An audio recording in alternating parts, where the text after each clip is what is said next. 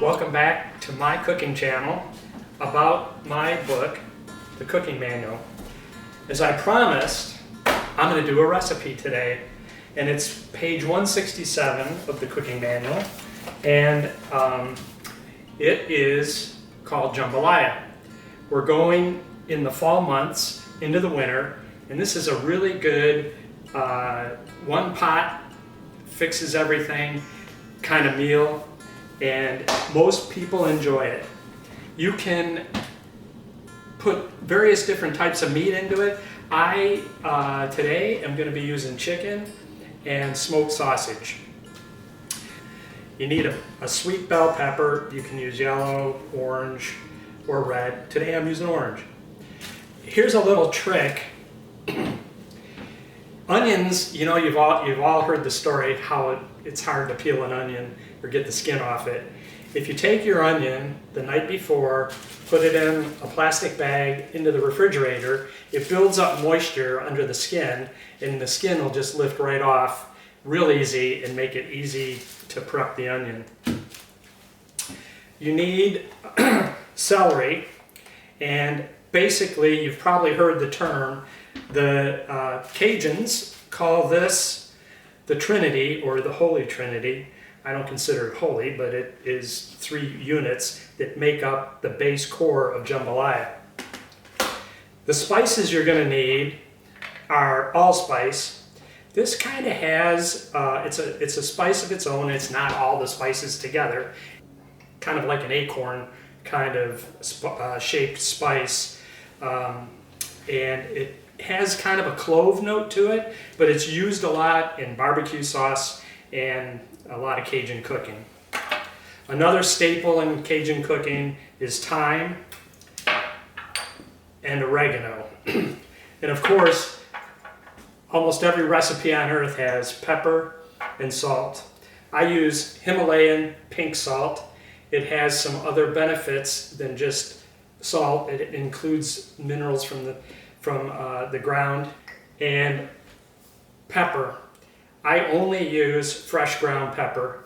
It's more aromatic and it gives a better flavor note than the dried stuff you buy in the can. So the first thing I'm going to do real quick is I'm going to show you an easy way to prep a bell pepper. What I do is I kind of take the stem out, and then I set it down flat. I cut it right down the middle, and now you've got the 2 sides of it exposed. So then I just come in with my thumb and I pull out the core and I pull out the membranes, and that side's already prepped, and I repeat it on this side and pull it all out. This way you're not wasting any of the, you can look at the stems. I have not wasted any of the pepper at all.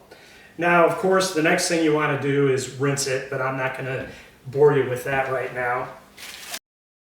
Let me scrape this off into the garbage. Now I'm going to show you the onion. Sometimes I cut them in half just to make it so the moisture can get in there. And being in a bag, you're not putting onion odors into your refrigerator. So some people say don't cut off the root because it'll make your eyes water. Once you put this in the refrigerator and it's cooled down, you can cut it. It's not going to make your eyes water. I cut the ends off. And as you can see, this peels really nice, real easy. Now it's ready to prep. The first thing that I have done now is I put the onions, the sweet bell pepper, and the celery into the pot. And of course, I like to use olive oil because it adds a nice flavor. So we put a little bit of the olive oil in, and I like to layer my spices. So I'm going to spice this more than once. And the first thing I want to do is put a little bit of salt. That brings out natural flavors. And I put a little bit of allspice, just a coating, very light. Probably a few sprinkles of oregano and a pinch of thyme. It's going to give me a hard time. No pun intended. Okay, now the next thing you do is turn the fire on. And I would start off with medium heat till you get the noise going. You hear it starting to sizzle. And what you're going to need is a spatula to work this around. So we'll let this come up to heat, and then I'm going to show you how we add the other components to this. Okay, next we're going to prep the meat. The Trinity is softening and the spices are mixing into it. So today we're going to use chicken tenderloin and smoked sausage. So what I like to do is break the sausage down. I like to cut it kind of on a bias. Adds a little fanciness to it. And it looks like the pieces are bigger when they're really probably not. But this adds also flavor because of the smokiness of the sausage to the jambalaya.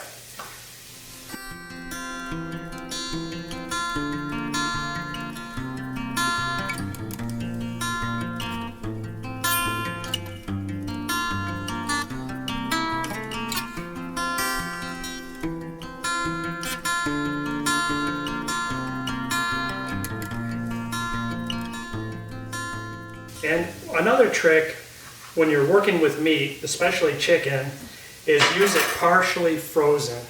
It'll cut much easier than trying to cut refrigerator temperature chicken. Okay, I'm going to dump this into the pot.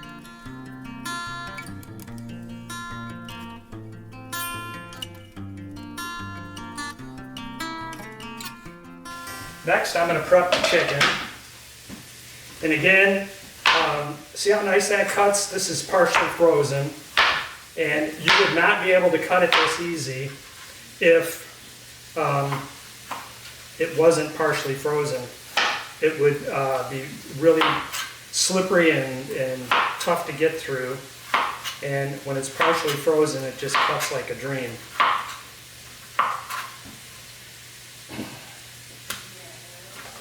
The other thing is,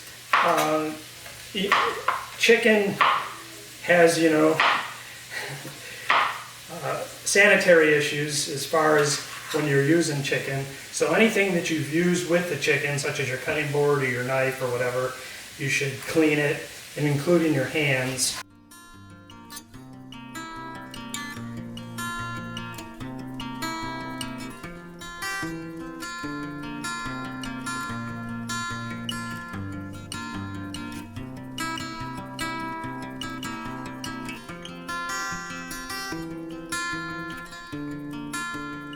Okay, now that we have the meat in the pot, again, I do a little bit of layering of spices. At the end of the day, when you get done with all these spices, you're looking at a teaspoon of thyme and a teaspoon of oregano and about a half a teaspoon of allspice. Allspice goes a long way. And if you overdo it, you're going to get funny looks on people's faces. So I just lightly dust it with the allspice.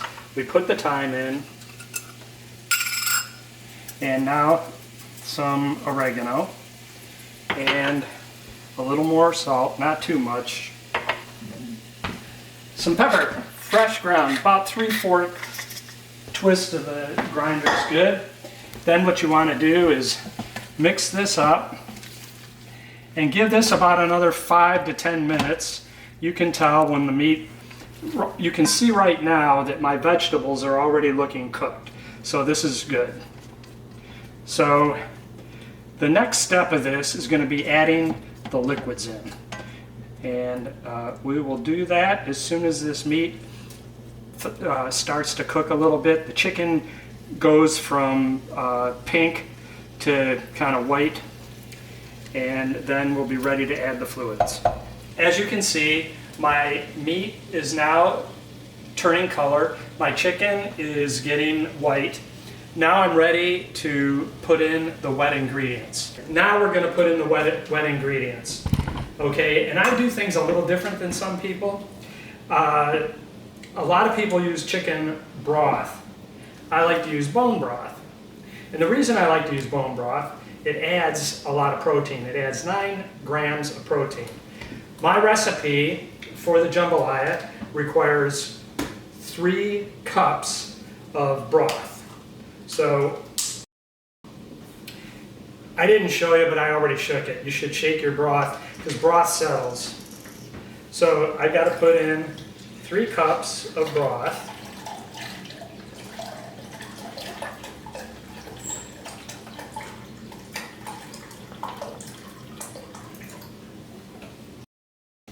And as you can see, bone broth isn't real clear because it has marrow in it, and it gives it a lot more protein and adds a lot of flavor. So next, this gets dumped into the pot.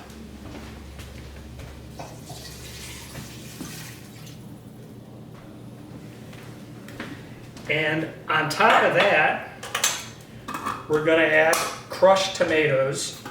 You can use diced or crushed or petite, whatever you want. You can even take 2 or 3 garden tomatoes. You can peel them if you'd like and chop them up and put them in as well. Okay, at this point, you want to incorporate all of the ingredients so it kind of looks like a soup. Now, this is going to cook for a while, and the last step of making jambalaya is adding the rice. But before we add the rice, we also have to add a little bit of heat. Now, my family likes to know that it's there, but not have it lay on the tongue or burn the throat. So I use 2 different types of hot sauce. This is actually Aldi's version of Frank's. So you can use this, or I usually use Frank's, but today I have this. So it's Berman's hot sauce, original, and it is identical. It's a clone of Frank's.